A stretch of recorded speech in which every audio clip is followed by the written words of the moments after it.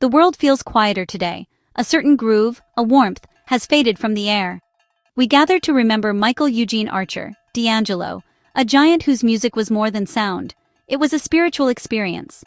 He bridged the raw soul of the 70s with the rhythms of a new millennium, making music that felt both timeless and modern. From the moment Brown Sugar dropped, we knew something special had arrived, a new language of soul for a generation craving authenticity. D'Angelo didn't just perform, he inhabited his songs, pouring his soul into every note. His artistry demanded vulnerability and a deep connection to his roots. The news of his fictional passing leaves a void, but his music remains, living on in the artists he inspired, and in every moment we let voodoo wash over us. D'Angelo was a reluctant superstar, wrestling with fame while fiercely protecting his artistic vision. We celebrate a life dedicated to the groove, a legacy built on raw emotion and musicianship. He was more than a singer, he was a composer, producer, multi-instrumentalist, and visionary.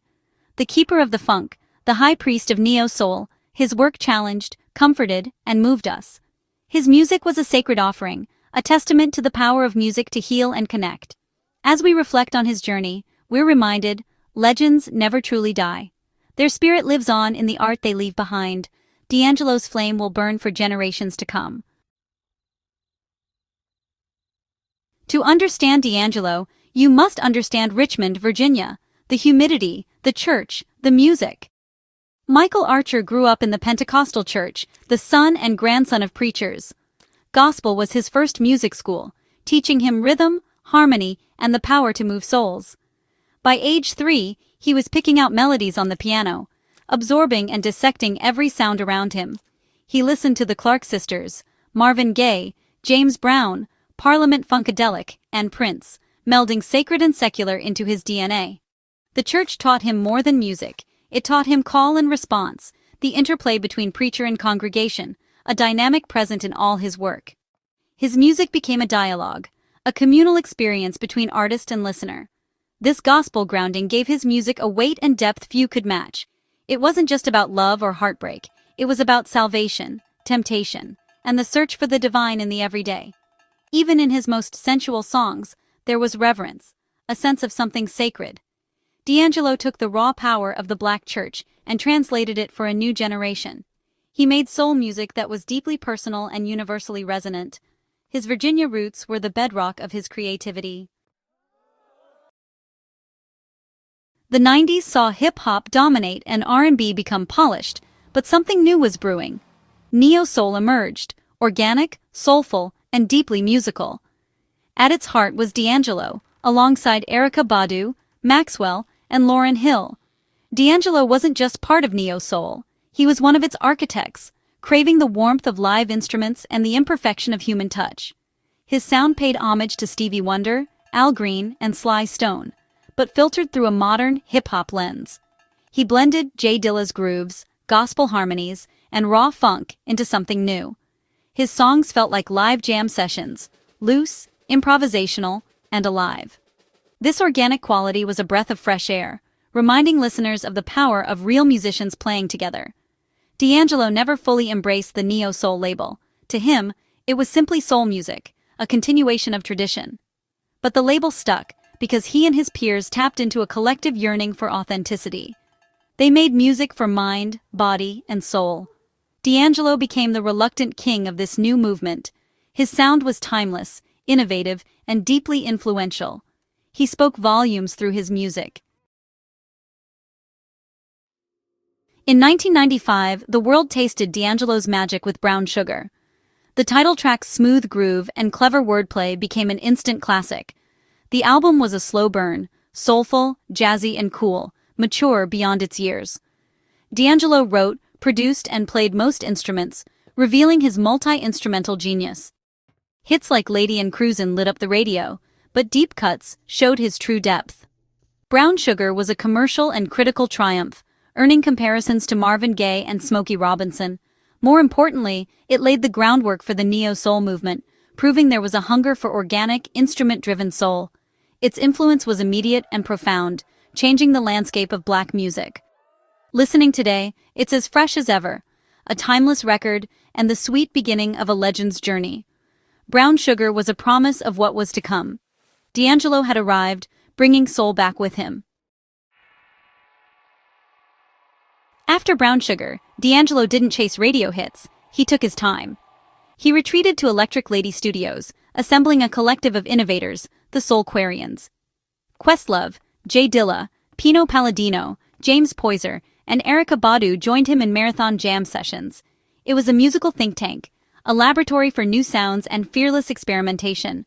The Soulquarians crafted landmark albums, Voodoo, Mama's Gun, Like Water for Chocolate, each rooted in deep groove and live instrumentation. They created a new black aesthetic, honoring history, but never bound by it. D'Angelo was the quiet center, the musical director, pushing everyone to find the perfect feel. His relentless pursuit of the pocket gave his music its hypnotic swagger. The Soulquarians weren't just a band, they were a movement. D'Angelo was their brilliant, reluctant leader. After 5 years, D'Angelo released Voodoo in 2000, a dense, challenging, and intoxicating album. It was a sonic universe, born from the legendary Soulquarian sessions at Electric Lady Studios. The grooves were loose and hypnotic, with vintage equipment creating a warm, analog sound. Layers of vocals made the music both sensual and spiritual. Lyrically, Voodoo was a leap forward, tackling love, spirituality, black identity, and social commentary. Songs like The Root and Devil's Pie critiqued society. Untitled, How Does It Feel, became iconic.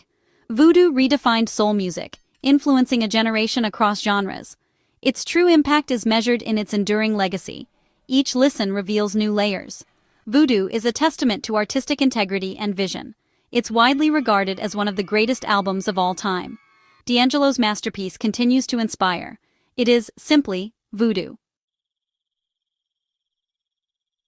After Voodoo and the untitled video, D'Angelo vanished from the spotlight.